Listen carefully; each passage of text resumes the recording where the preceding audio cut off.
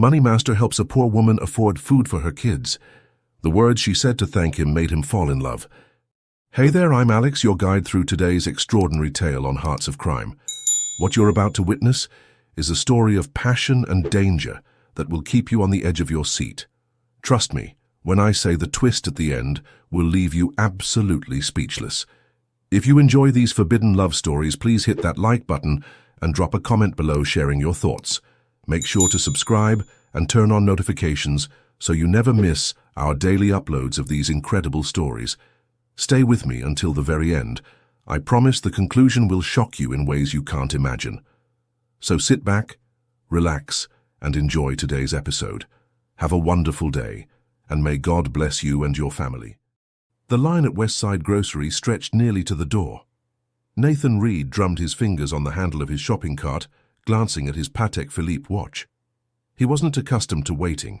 As one of the country's most celebrated financial advisors, dubbed the Money Master hunt by financial magazines, Nathan had built an empire helping wealthy clients multiply their fortunes. Patience wasn't his strong suit. Ahead of him, a young woman struggled to keep two small children from turning the checkout lane into a playground. Her dark hair was pulled into a messy bun, and despite the obvious stress etched on her face, there was something striking about her features. High cheekbones, expressive eyes, and a gentle smile as she spoke softly to her children. Nathan observed her counting coins from a worn purse, her brow furrowed in concentration. The small pile of groceries on the belt told a story. Basic items, nothing extravagant, just essentials. "I'm sorry," she said quietly to the cashier, her voice carrying a slight accent. "I need to put some things back." The cashier sighed, clearly annoyed at having to void items. The woman began selecting what to return: a small carton of eggs, a package of chicken, keeping only milk, bread, and a few vegetables. Without thinking, Nathan stepped forward. "I had everything back," he said. "I forgot it." The woman turned, startled. "No, I couldn't possibly." "Please," Nathan insisted. "It is nothing." He handed his platinum card to the cashier, who looked between them with raised eyebrows. "Go ahead." Nathan nodded to the cashier, who shrugged and began scanning the items again. The woman's children stared up at Nathan with wide eyes. The older one, a girl with her mother's striking features, whispered something to her brother. "Thank you," the woman said, her voice barely audible. "But why would you help a stranger?" Nathan hadn't asked himself that question. It was so unlike him, this spontaneous act of charity. In his world of high-stakes investments and million-dollar deals, such small gestures weren't a part of his routine. "Everyone needs help sometimes," he replied, surprising himself with the sincerity in his voice. As the cashier finished bagging the groceries, the woman gathered her children closer. "My name is Keira Mateo. These are my children, Lily and Ben." "Nathan Reed," he replied, extending his hand. "Mr. Reed, what you did today—" Keira paused, her eyes meeting his directly. "You didn't just buy us food. You restored something I've been losing lately. Hope. And that is worth more than you know." Something in her words struck Nathan. In his world, gratitude was transactional, expected. This felt different, raw and genuine. "Mom, can Mr. Nathan come for dinner?" little Lily asked, tugging at her mother's coat. "You make the best empanadas." Keira blushed. "Lily, Mr. Reed is a busy man. He wouldn't—" "Actually," Nathan heard himself saying, "I'd like that." The words had left his mouth before he could analyze them, a rarity for a man who calculated every business move with precision. Keira looked uncertain. "Our apartment is very small. Nothing like what you are used to, I am sure." "The best meals I've had weren't about the setting," Nathan replied, though he couldn't actually remember the last time he had eaten somewhere that wasn't a five-star restaurant or his penthouse. They exchanged numbers, and Nathan helped carry the groceries to Keira's old sedan. As she drove away with a wave, Nathan stood in the parking lot, wondering what had possessed him. He hadn't done anything spontaneous in years. Back in his Tesla, Nathan's phone buzzed with messages from his assistant about an upcoming meeting with potential investors, his real life calling him back. Yet something about Keira's words kept replaying in his mind. Nathan almost cancelled 3 times. He sat in his car outside the address Keira had sent, an apartment building in a working-class neighborhood far from his downtown penthouse. Nothing about this made sense. He could be having dinner with a tech billionaire or a celebrity client. Instead, he was about to eat homemade empanadas with a woman he'd met in a grocery store. Before he could change his mind again, Nathan spotted Lily waving enthusiastically from a second-floor window. No backing out now. The apartment was indeed small, a two-bedroom unit with mismatched furniture that somehow came together in a way that felt intentional rather than haphazard. Family photos lined the walls, and the space was impeccably clean. The aroma of simmering spices filled the air. "Welcome to our home," Keira said, gesturing around with a slight hint of embarrassment. She wore a simple dress, her hair loose around her shoulders. Without the stress of the grocery store encounter, Nathan noticed how beautiful she truly was. "It is lovely," he said, and meant it. There was something authentic about the space that his professionally decorated penthouse lacked. Over dinner, Nathan learned that Keira had come from Argentina, working as a translator and taking night classes to become a teacher. Her husband had died shortly after Ben was born, leaving her to raise the children alone. "It hasn't been easy," she admitted, "but we have each other." Nathan found himself sharing more than he intended, about growing up with ambitious parents who saw success only in terms of wealth, about building his company from the ground up, about the emptiness that sometimes crept in despite his achievements. "You have everything, yet you seem—" Keira searched for the word. "Unsatisfied," Nathan suggested. She shook her head. "Disconnected. Like you were standing outside your own life, watching it happen." Her insight was uncomfortably accurate. How could this woman he barely knew see something his closest associates missed? After dinner, the children insisted on showing Nathan their modest toy collection. He sat on the floor of their bedroom, helping Ben build a tower with colorful blocks, feeling oddly at peace. When it was time to leave, Keira walked him to his car. "Thank you for coming," she said. "It meant a lot to the children." "And to you?" Nathan asked before he could stop himself. Keira smiled. "Yes, to me too." She hesitated. "Though I am still not sure why someone like you would want to spend time with us." "Someone like me? You know, wealthy, successful, important. Your world is so different from ours." Nathan looked up at the apartment building, then back to Keira. "Maybe I needed to see a different world." As he drove home, Nathan realized he'd just experienced the most genuine evening he'd had in years. No one trying to impress him, pitch him, or benefit from his connections. Just simple human connection. His phone rang, his assistant reminding him about tomorrow's board meeting. Reality crashed back in. These were two separate worlds. How could they possibly intersect? Yet as Nathan fell asleep that night, it was Keira's words that echoed in his mind. "You didn't just buy us food. You restored something I've been losing lately, hope." And for the first time in a long time, Nathan felt something new stirring within himself as well. The quarterly board meeting at Reed Financial Advisors was going exactly as Nathan had planned. Profit projections were up, new high-profile clients had signed on, and his latest investment strategy was outperforming market expectations. Yet Nathan found himself staring out the floor-to-ceiling windows of the conference room, his mind wandering to empanadas and children as laughter. "Nathan, your thoughts on the Anderson portfolio?" His CFO, Wilson, was looking at him expectantly. Nathan cleared his throat. "Double the investment in the tech sector, but hedge with the traditional assets we discussed." He delivered his answer with practiced confidence, though he'd barely been listening. After the meeting, Nathan O.'s closest friend and business partner, Marcus, cornered him by the espresso machine. "You were somewhere else today. What is going on?" Nathan considered deflecting but decided against it. "I met someone."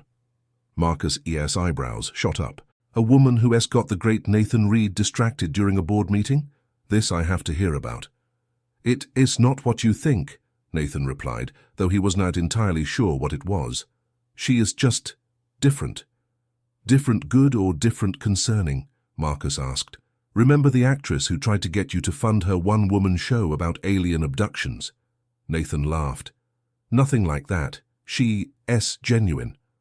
A single mother, struggling to make ends meet." Marcus' expression shifted from curiosity to concern. "Oh, I see. This is a charity case.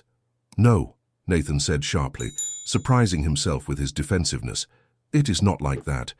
Look, Nate, you know I support your philanthropic efforts, but getting personally involved with someone in financial distress, Marcus left the implication hanging. You don't understand, Nathan said, though he couldn't blame his friend for his skepticism. Before a week ago, he would have had the same reaction. Back in his office, Nathan found himself searching for Keira's number in his phone. Before he could overthink it, he texted her. I enjoyed dinner the other night.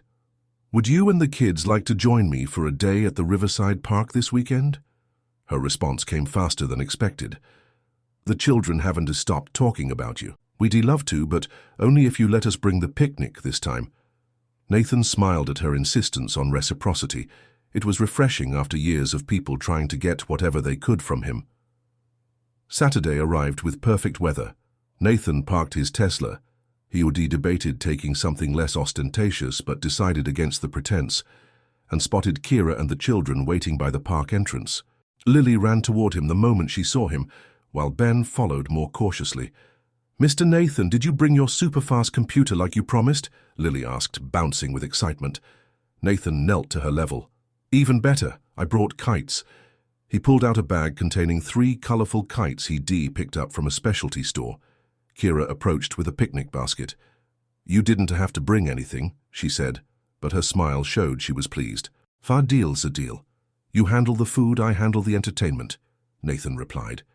The day unfolded in a way Nathan couldn't have predicted. He found himself running across the grass, helping Ben launch his kite, the little boy's laughter more satisfying than closing any business deal.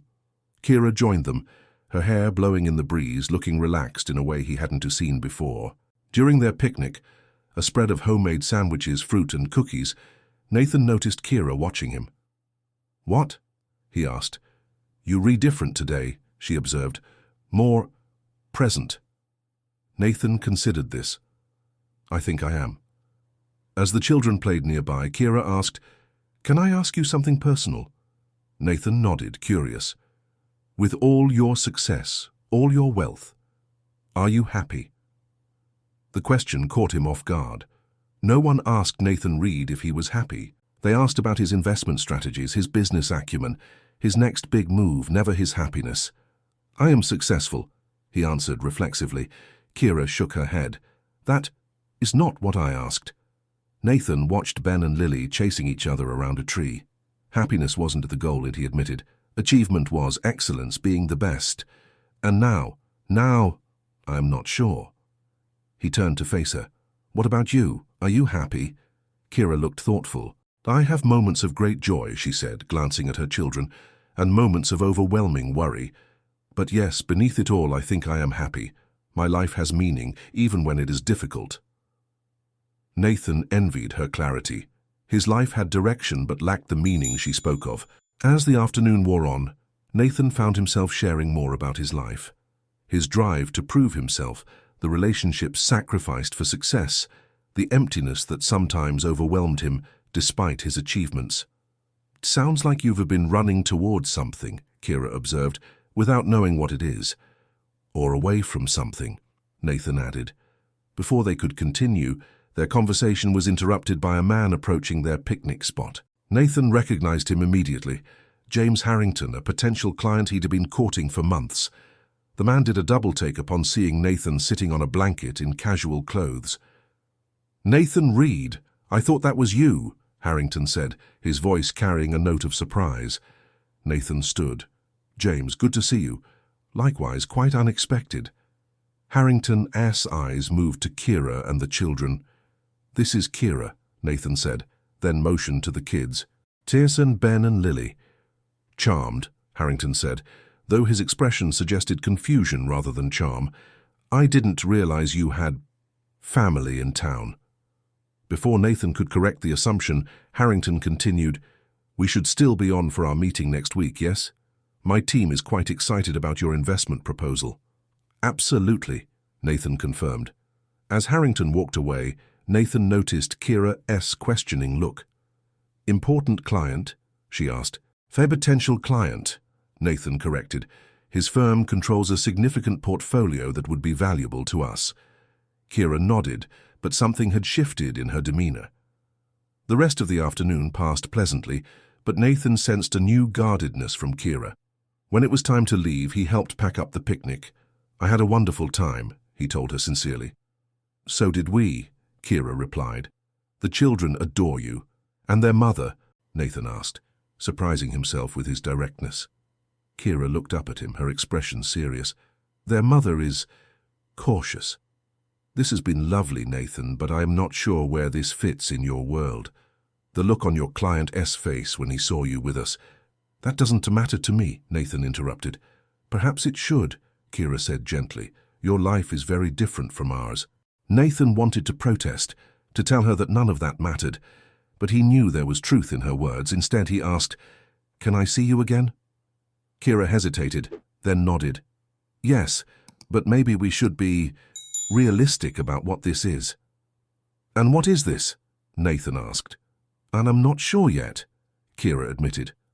As Nathan watched them drive away in their modest car, he felt an unfamiliar ache.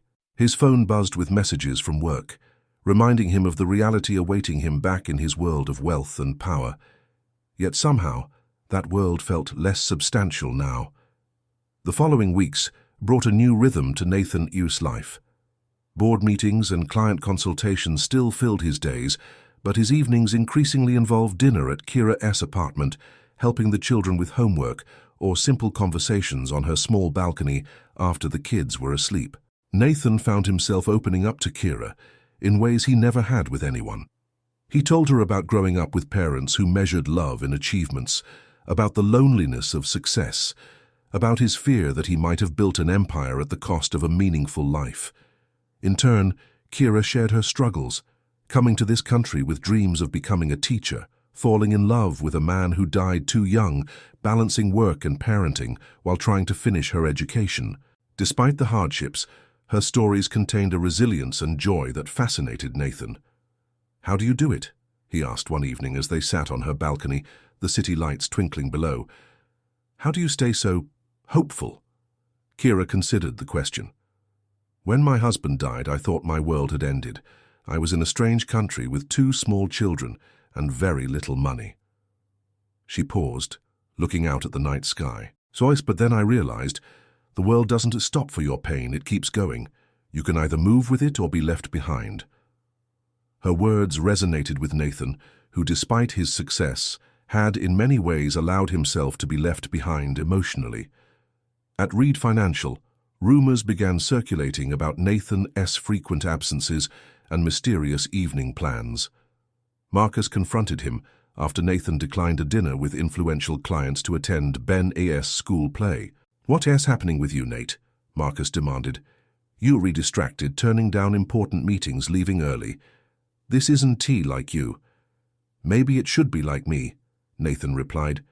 "Maybe I've been working too hard for too long." Marcus shook his head. "This is about that woman, isn't it? The one with the kids." Nathan didn't deny it.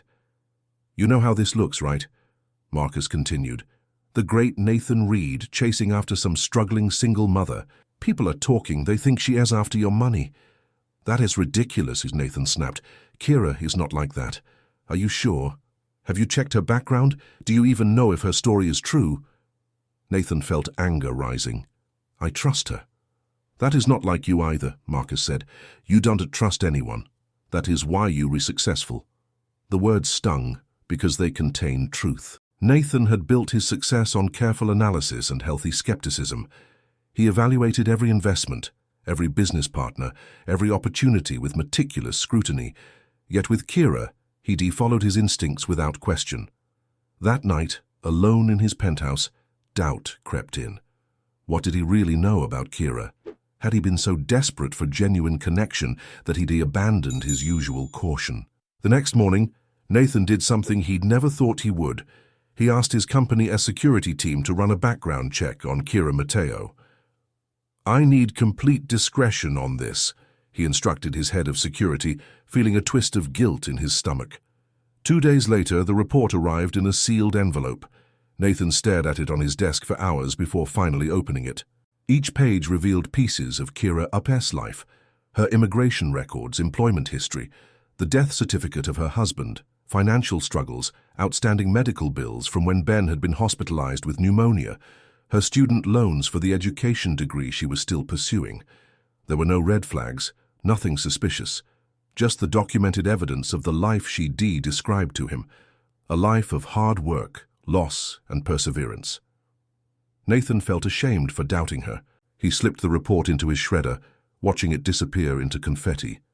That evening he arrived at Keira's apartment with flowers and a children's science kit for Ben and Lily. Keira noticed something was off. "What's wrong?" she asked after the children had gone to bed. Nathan couldn't bring himself to lie. "I did something I am not proud of," he admitted, then told her about the background check. Keira was silent for a long moment. "You didn't trust me," as she finally said, her voice quiet but hurt evident in her eyes. "I've spent my life being careful," Nathan tried to explain. "Trust doesn't come easily to me." "And what did you find?" Keira asked, arms crossed. "Exactly what you told me," Nathan replied. "I was wrong to doubt you, and I am sorry." Keira moved to the window, looking out at the night. "In your world, is everyone so suspicious of each other?" The question hit home. "Yes," Nathan admitted. "In my experience, people usually want something from me." Keira turned to face him. "And what do you think I want from you, Nathan?" He met her gaze. "Nothing. That is what scares me." Keira's expression softened. She moved to sit beside him on the couch. "When we met, you helped me without expecting anything in return. That meant everything to me. Not just the groceries, but the kindness, the respect." She took his hand. "If we were going to continue whatever this is between us, we need trust, real trust." "I want that," Nathan said, realizing how much he meant it. Keira nodded. "So do I. But there is something else we need to discuss." She hesitated. "You live in a world very different from mine. I see how people look at us when we are together, the surprise, the questions. I'm afraid of what that might mean for you, for your business." "I don't care about that," Nathan insisted. "You should," Keira replied. "Your work is important to you. And while I would never ask you to choose, I worry that eventually you might resent having to." Nathan hadn't considered this perspective. His instinct was to dismiss her concern, to insist that his feelings for her transcended any professional consequences. But he respected her too much to offer such easy reassurances. "I don't have all the answers," he admitted. "But I know that meeting you and the children has changed something fundamental in me. I don't want to go back to the person I was before." Keira smiled, though her eyes remained concerned. "Neither do I. But let us be careful with each other, his hearts, and the children's." As Nathan drove home that night, he realized that his relationship with Keira had evolved into something he hadn't expected. What had begun as a spontaneous act of charity had become the most important connection in his life, and it was forcing him to confront questions he'd long avoided about his values, his definition of success, and what kind of man he truly wanted to be. Meanwhile, unknown to Nathan, his background check into Keira had attracted unexpected attention.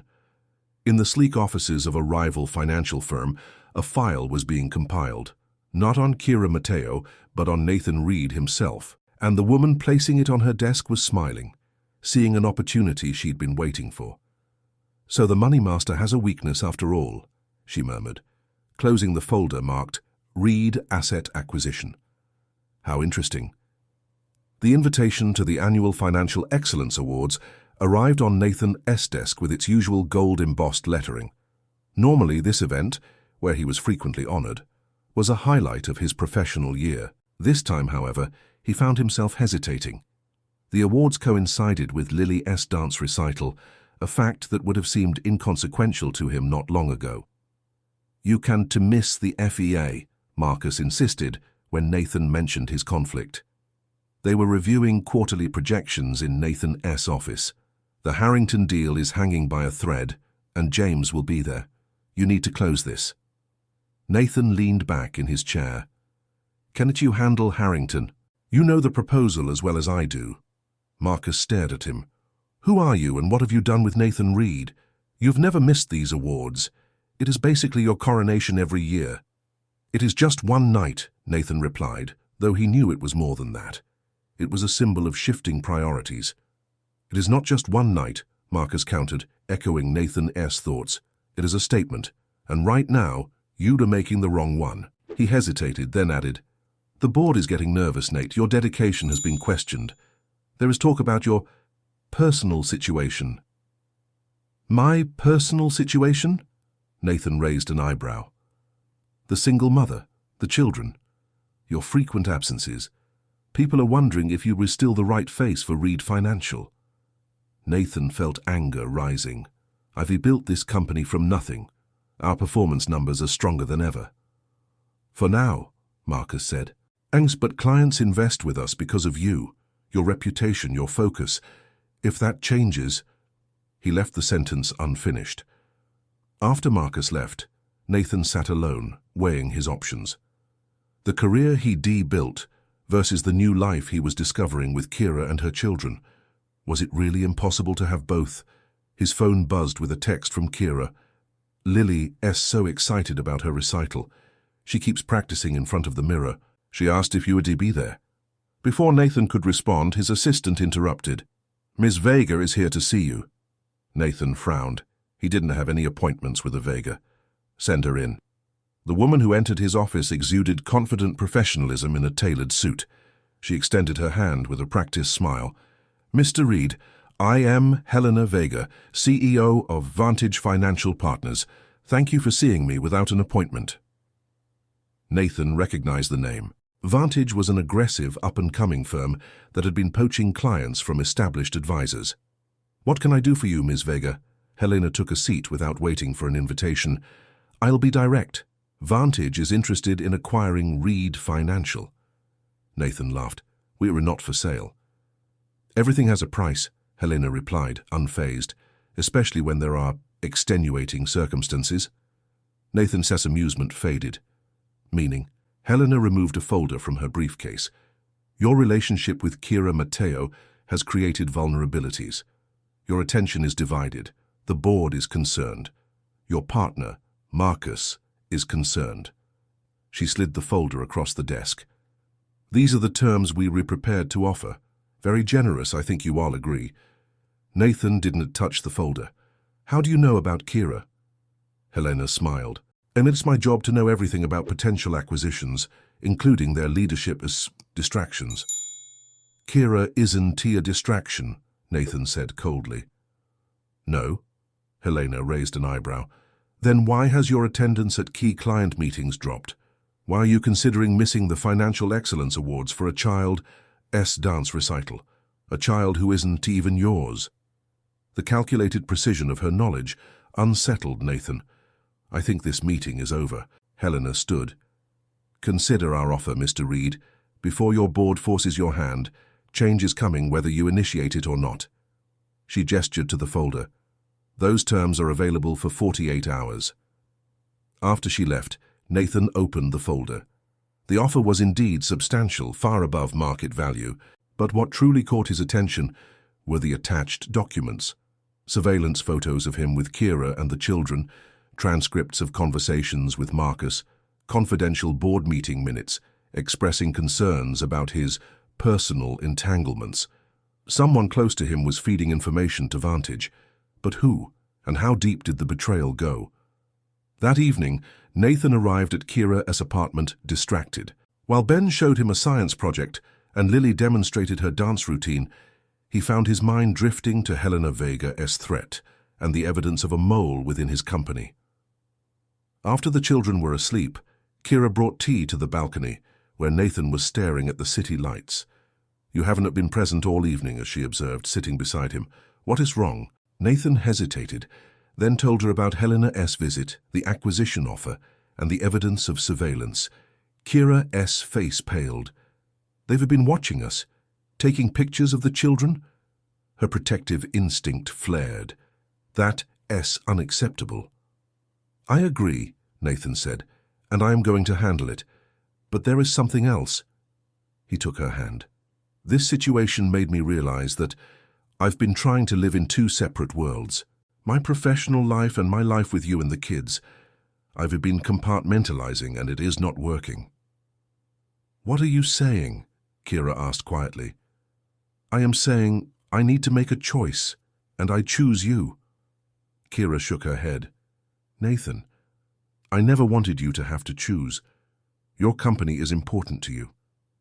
"You are more important," Nathan insisted.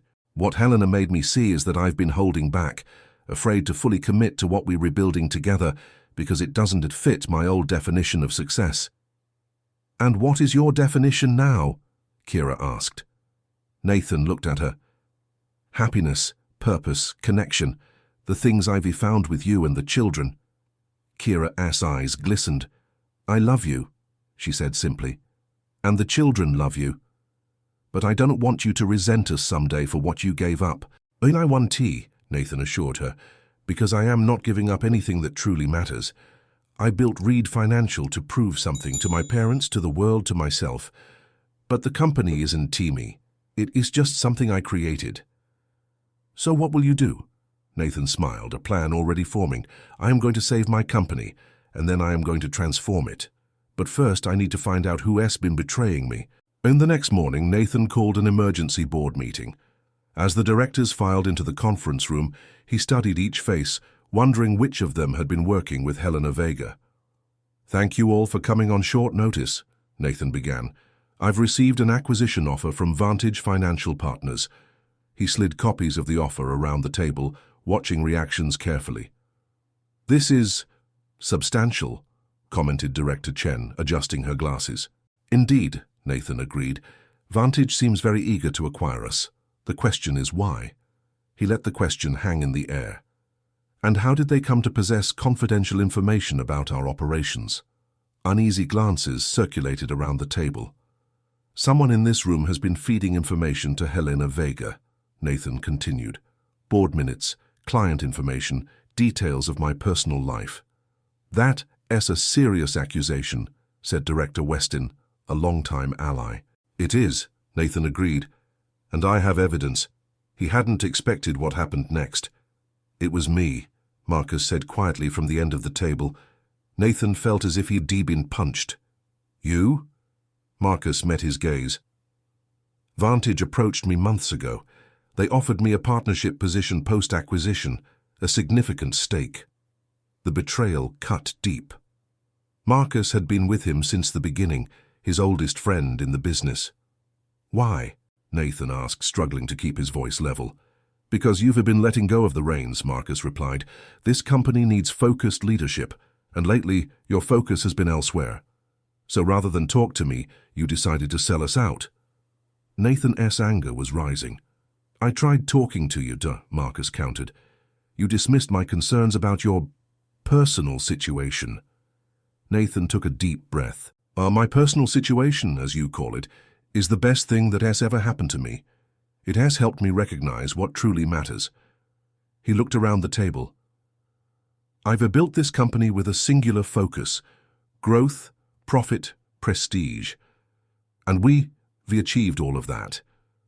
But at what cost?" The board members shifted uncomfortably. "I am proposing a new direction," Nathan continued. "One that balances profits with purpose." He distributed another document, a proposal he stayed up most of the night preparing. Reed Financial has the resources and expertise to create a division focused on financial education and services for underserved communities. Director Chen looked skeptical. "And the business case for this?" "Long-term client development, community goodwill, employee retention through meaningful work, and tax benefits," Nathan replied promptly. But more importantly, it is the right thing to do. We've made ourselves and our clients wealthy. Now we can help others achieve financial security." "This is exactly what I am talking about," Marcus interrupted. "Bleeding heart initiatives that dilute our focus." "Actually," Director Westin interjected, reviewing the proposal, "the numbers make sense, and there is growing investor interest in socially responsible financial services." The discussion continued, with Nathan addressing concerns and elaborating on his vision. By the meeting's end, he had the board's tentative support, except for Marcus, who sat in stony silence. "What about the Vantage offer?" Director Chen asked as the meeting concluded. Nathan smiled. "I'll handle Ms. Vega, and as for our internal security breach," he looked pointedly at Marcus. "I trust that has been addressed." Marcus stood. "I resign, effective immediately." "Can I accept your resignation?" Nathan replied coolly.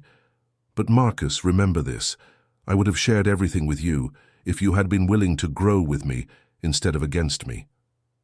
After the others had filed out, Marcus lingered. "She has changed you, Nathan." "She helped me see what was already there," Nathan corrected. "The possibility of a different kind of success." "I hope it's worth it," Marcus said, and walked out of the boardroom for the last time. Helena Vega was expecting Nathan's call. "I have reviewed your offer," he told her. And her confidence was evident even over the phone.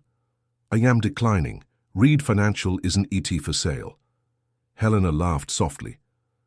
"Mr. Reed, perhaps you misunderstood. This isn't just an offer. It is an opportunity to exit gracefully before your personal choices undermine everything you've built." "My personal choices have made me stronger, not weaker," Nathan replied. "And I know about Marcus. He is no longer with the company." A brief silence. "One person's departure doesn't resolve your vulnerability." "You rewrite," Nathan agreed, "which is why I've taken additional steps. For instance, I've filed a formal complaint with regulatory authorities regarding Vantage's corporate espionage tactics. The surveillance photos of me with a single mother and her children. Not a good look for Vantage's ethical profile." "So that's absurd," Helena snapped. "We were conducting standard competitive research. And I've spoken with 3 of your largest clients, yes, I know who they are, about your aggressive acquisition strategy. They were quite interested to learn that their financial advisor is spending more time hunting competitors than managing their portfolios." The silence on the line grew longer.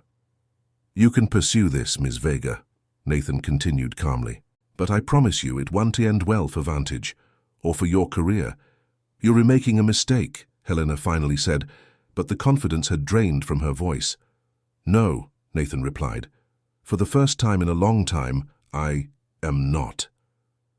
After hanging up, Nathan sat back in his chair, feeling lighter than he had in years. The crisis had clarified everything: his company, his priorities, his future. There was one more thing he needed to do. Lily's dance recital was held in the gymnasium of her elementary school. Children in homemade costumes twirled across the stage as proud parents recorded every moment. Nathan sat beside Keira, Ben on his lap, feeling a contentment that no business success had ever provided. When Lily's group performed, Nathan cheered as loudly as any parent. Her face lit up when she spotted him, a tiny wave breaking through her choreography. "So she was counting on you being here," Keira whispered, squeezing his hand. "There is nowhere else I'd rather be," Nathan replied, and meant it with every fiber of his being. After the performance, as families mingled in the gymnasium, Nathan knelt to congratulate Lily.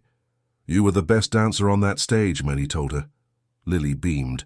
"Did you see my spin? I practiced it 100 times. "It was perfect," Nathan assured her.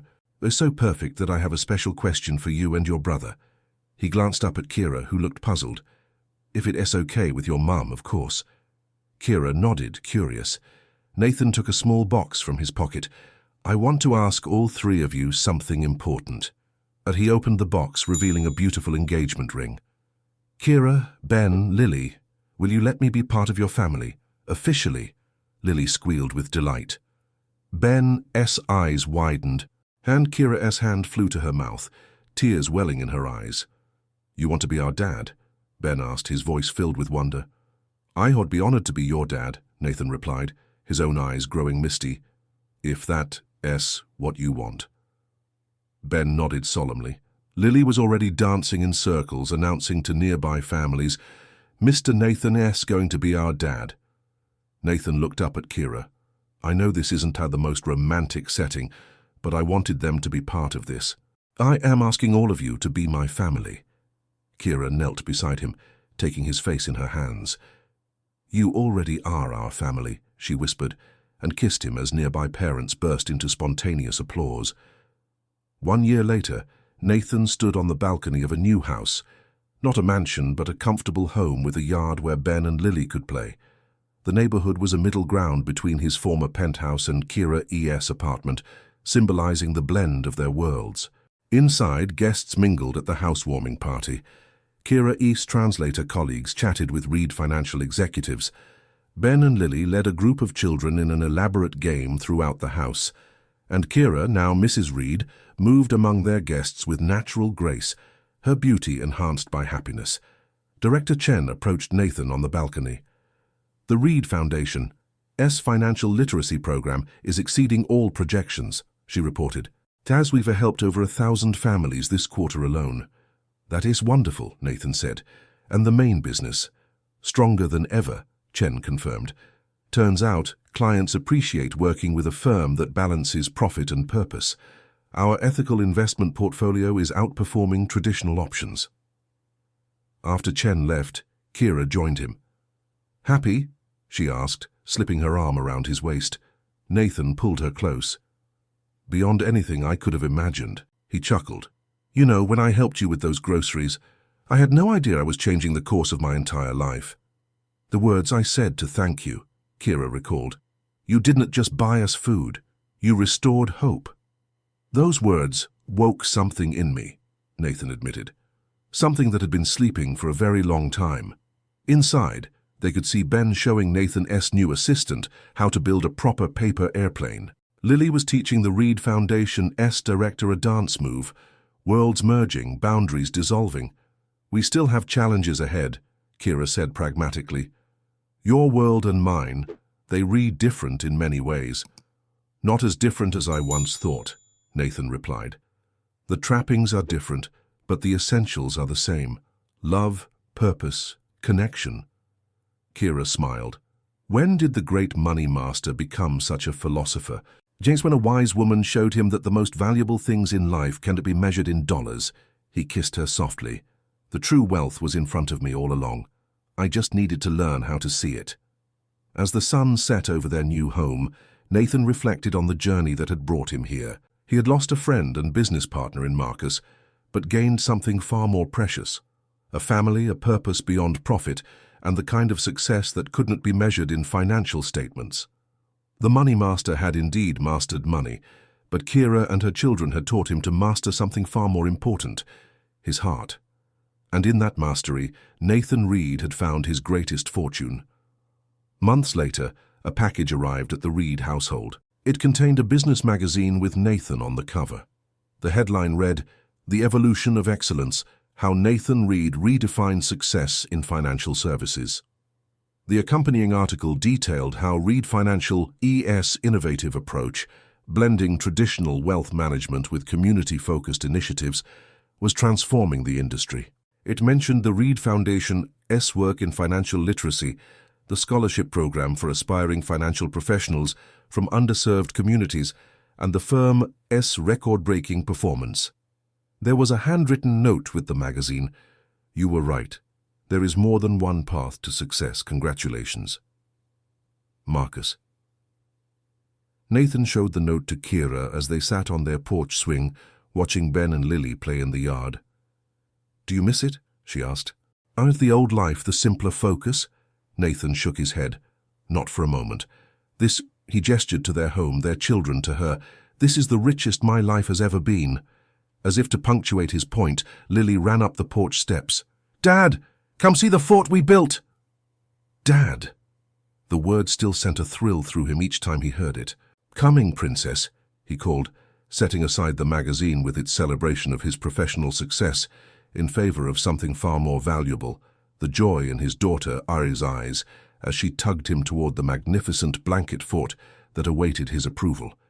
In that moment, as in countless others since that fateful day at the grocery store, Nathan knew with absolute certainty that he had found the true meaning of wealth, and no balance sheet could ever capture its worth. Wow, I told you that ending would be unexpected. If you enjoyed this story, please give this video a thumbs up and share your reactions in the comments. Don't forget to subscribe to Hearts of Crime for more captivating stories, just like this one every single day. Click on the video appearing on your screen right now for another incredible tale of love in the criminal underworld. Thank you for watching until the end. May God bless you and your family, and I'll see you in the next video.